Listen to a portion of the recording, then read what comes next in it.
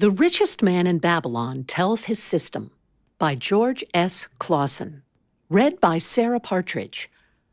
Originally published in 1926 as a series of pamphlets entitled The Babylon Course in Financial Success for Those Who Desire Much Gold. And the most famous of the series was titled The Richest Man in Babylon, which I will now read. As a general disclaimer, the views and opinions expressed in this book belong to the author and may not necessarily reflect those of Master Key Society or its affiliates. This recording is a production of Master Key Society for the purpose of research, study, and discussion. The richest man in Babylon had a system which led him to the goal he desired. In this book, he tells his system, gives it to us to follow without cost or obligation. His system is recommended to every person desiring to arrive at that same goal, financial plenty. In old Babylon, there once lived a certain very rich man named Arkad. Far and wide, he was famed for his great wealth. Also was he famed for his liberality. He was generous in his charities. He was generous with his family. He was liberal in his own expenses. But nevertheless, each year, his wealth increased more rapidly than he spent it. And there were certain friends of younger days who came to him and said, "You, Arkad, are more fortunate than we. You have become the richest man in all Babylon while we struggle for existence. You can wear the finest garments and you can enjoy the rarest foods, while we must be content if we can clothe our families in raiment that is presentable and feed them as best we can. Yet once we were equal. We studied under the same master. We played in the same games. And in neither the studies nor the games did you outshine us. And in the years since, you have been no more an honorable citizen than we. Nor have you worked harder or more faithfully, insofar as we can judge. Why then should a fickle fate single you out to enjoy all the good things of life and ignore us who are equally deserving?" Thereupon Arkad remonstrated with them, saying, "If you have not acquired more than a bare existence in the years since we were youths, it is because you either have failed to learn the laws that govern the building of wealth, or else you do not observe them.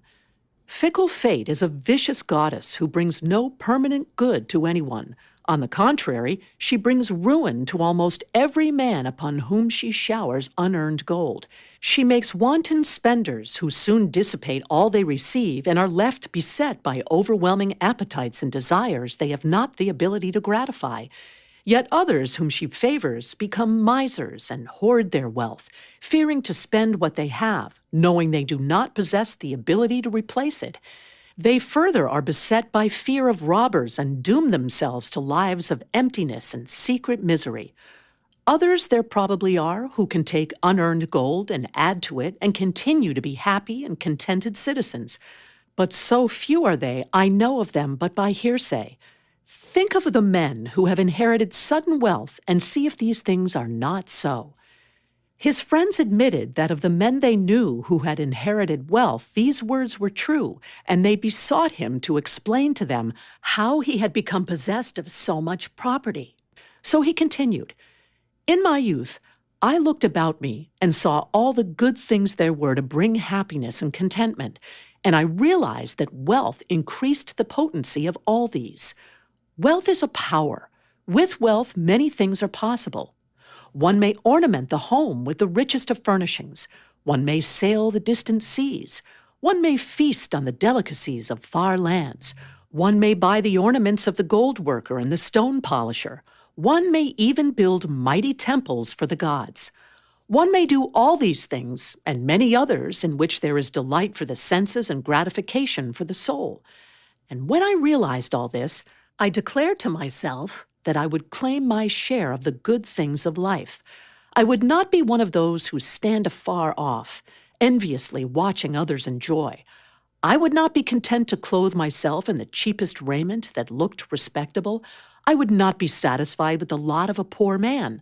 On the contrary, I would make myself a guest at this banquet of good things. Being, as you know, the son of a humble merchant, one of a large family with no hope of an inheritance, and not being endowed, as you have so frankly said, with superior powers or wisdom, I decided that if I was to achieve what I desired, time and study would be required. As for time, all men have it in abundance. You, each of you, have let slip by sufficient to have made yourselves wealthy. Yet you admit you have nothing to show except your good families, of which you can be justly proud. As for study, did not our wise teacher teach us that learning was of two kinds, the one kind being the things we learned and knew, and the other being the training that taught us how to find out what we did not know? Therefore did I decide to find out how one might accumulate wealth, and when I had found out, to make this my task and do it well. For is it not wise that we should enjoy while we dwell in the brightness of the sunshine? For sorrows enough shall descend upon us when we depart for the darkness of the world of spirit. I found employment as a scribe in the Hall of Records, and long hours each day I labored upon the clay tablets. Week after week and month after month I labored, yet for my earnings I had naught to show. Food and clothing and penance to the gods and other things of which I could remember not what absorbed all my earnings. But my determination did not leave me, and one day Algamish, the moneylender, came to the house of the city master and ordered a copy of the 9th law, and he said to me, I must have this in 2 days, and if the task is done by that time, 2 coppers will I give to thee.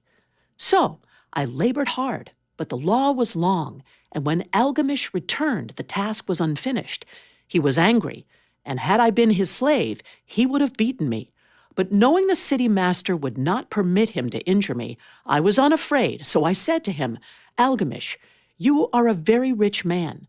Tell me how I may also become rich, and all night I will carve upon the clay, and when the sun rises, it shall be completed. He smiled at me and replied, You are a forward knave, but we will call it a bargain. All that night I carved, though my back pained and the smell of the wick made my head ache until my eyes could hardly see. But when he returned at sunup, the tablets were complete.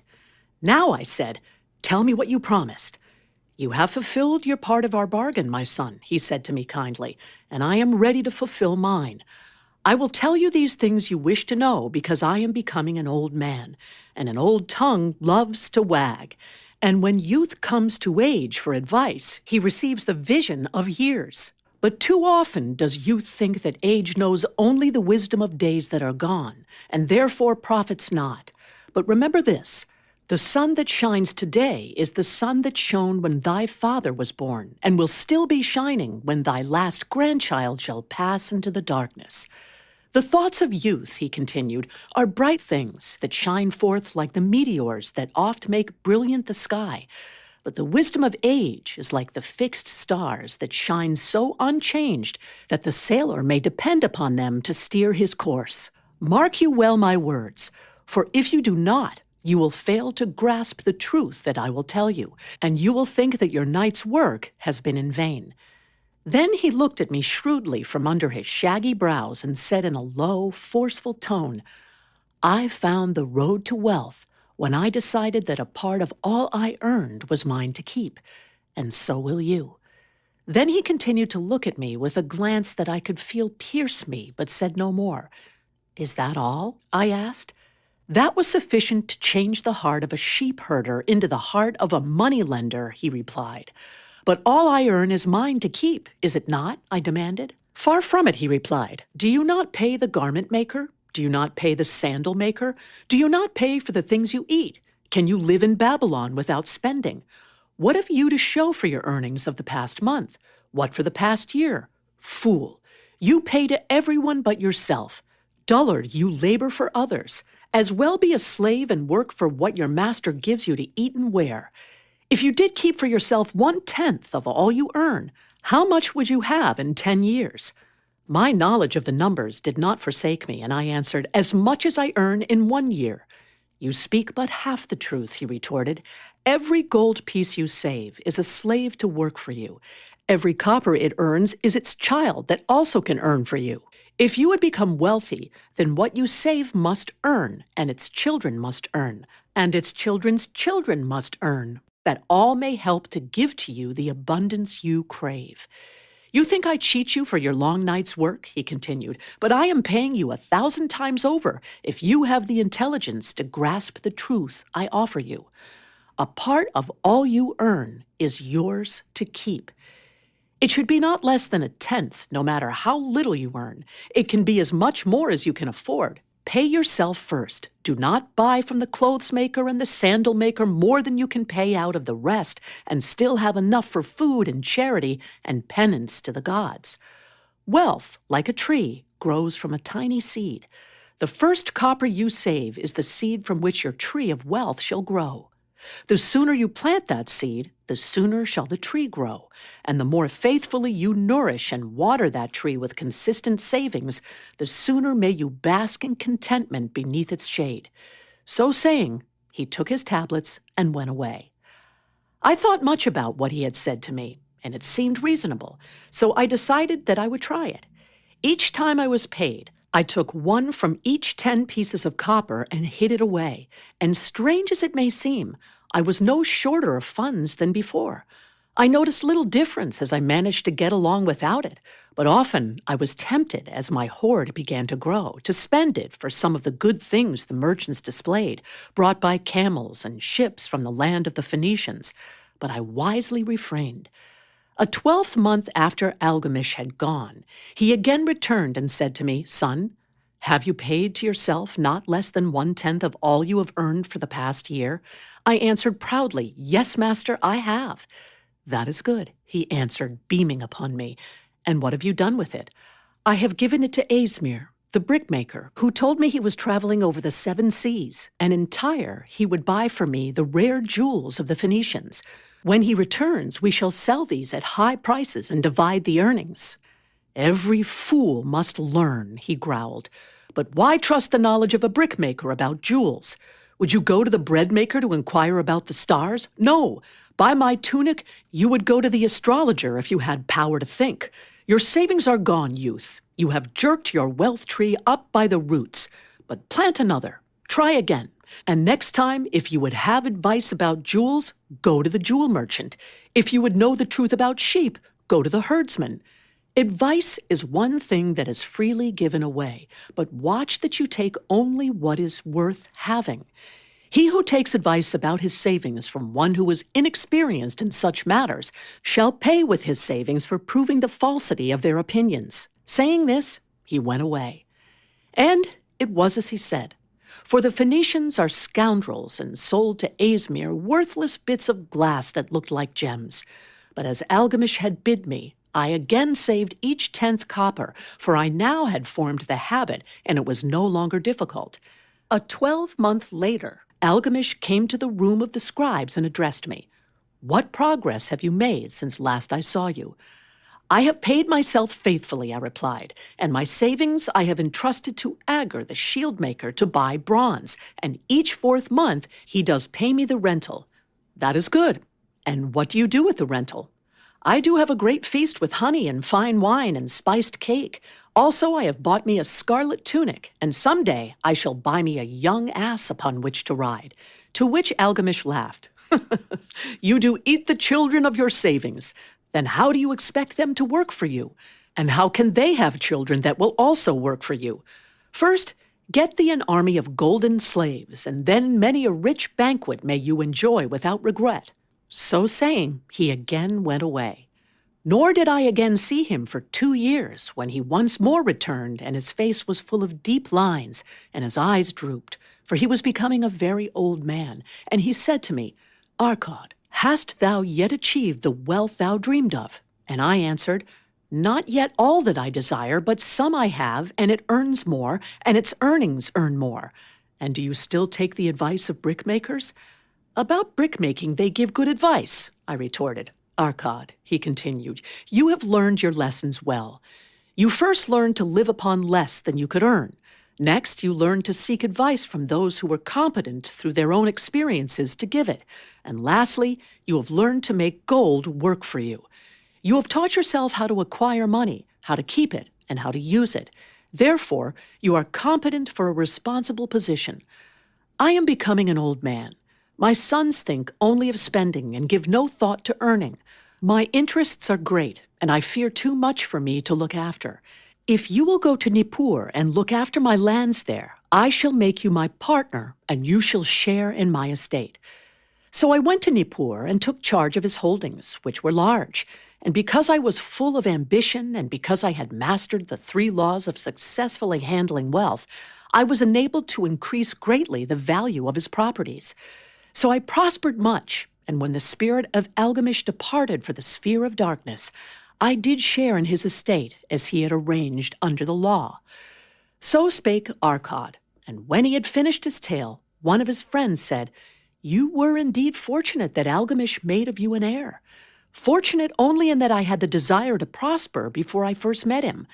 For 4 years did I not prove my definiteness of purpose by keeping 1/10 of all earned? Would you call a fisherman lucky who for years so studied the habits of the fish that with each changing wind he could cast his nets about them? Opportunity is a haughty goddess who wastes no time with those who are unprepared. You had strong willpower to keep on after you lost your first year's savings. You are unusual in that way," spoke up another. "Willpower," retorted Arkad. "What nonsense! Do you think willpower gives a man the strength to lift a burden the camel cannot carry, or to draw a load the oxen cannot budge? Willpower is but the unflinching purpose to carry a task you set for yourself to fulfillment. If I set for myself a task, be it ever so trifling, I shall see it through. How else shall I have confidence in myself to do important things?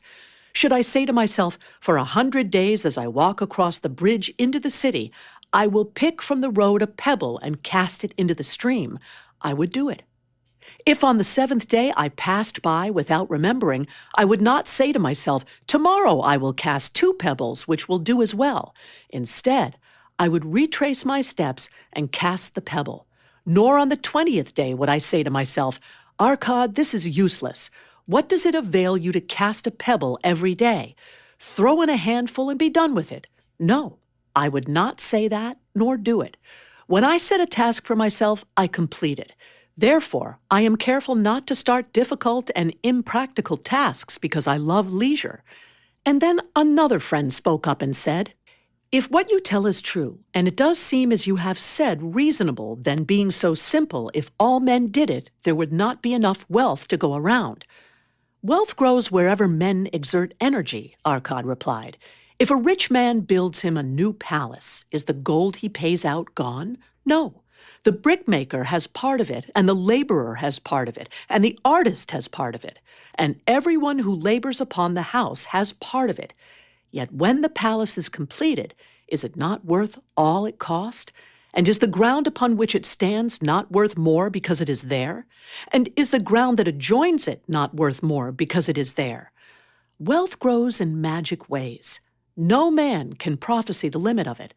Have not the Phoenicians built great cities on barren coasts with the wealth that comes from their ships of commerce on the seas? What then do you advise us to do, that we also may become rich?" asked still another of his friends. "The years have passed, and we are no longer young men, and we have nothing put by. I advise that you take the wisdom of Algamish and say to yourselves, a part of all I earn is mine to keep. Say it in the morning when you first arise. Say it at noon. Say it at night. Say it each hour of every day. Say it to yourself until the words stand out like letters of fire across the sky. Impress yourself with the idea. Fill yourself with the thought. Then take whatever portion seems wise. Let it be not less than 1/10 and lay it by. Arrange your other expenditures to do this if necessary, but lay by that portion first. Soon you will realize what a rich feeling it is to have something upon which you alone have claim. As it grows, it will stimulate you. A new joy of life will thrill you. Greater efforts will come to you to earn more. For of your increased earnings, will not the same percentage be also yours to keep?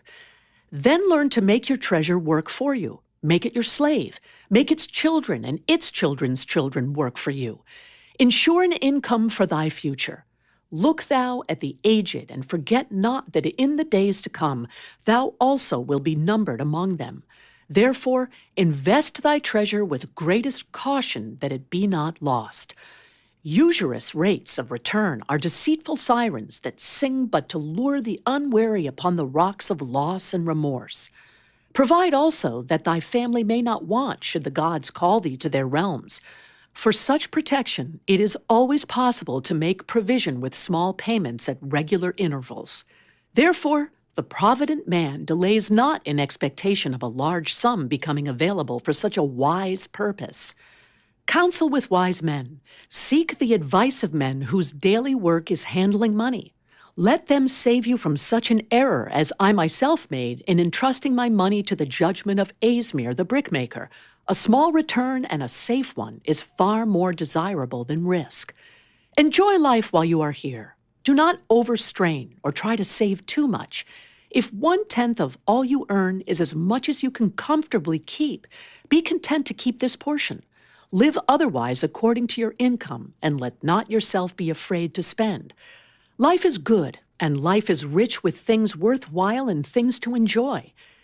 His friends thanked him and went away. Some were silent because they had no imagination and could not understand. Some were sarcastic because they thought that one so rich should divide with old friends not so fortunate. But some had in their eyes a new light. They realized that Algamish had come back each time to the room of the scribes because he was watching a man work his way out of darkness into light. When that man had found the light, a place awaited him. No one could fill that place until he had for himself worked out his own understanding, until he was ready for opportunity. These latter were the ones who in the following years frequently revisited Arkad, who received them gladly. He counseled with them and gave them freely of his wisdom, as men of broad experience are always glad to do. And he assisted them in so investing their savings that it would bring in a good interest with safety and would neither be lost nor entangled in investments that paid no dividends. The turning point in these men's lives came upon that day when they realized the truth that had come from Algamish to Arkad and from Arkad to them. A part of all you earn is yours to keep. The end. I hope that you've enjoyed this presentation, and please remember to subscribe to receive notifications of upcoming recordings. This recording is a production of the Master Key Society, copyright 2022, Master Key Society.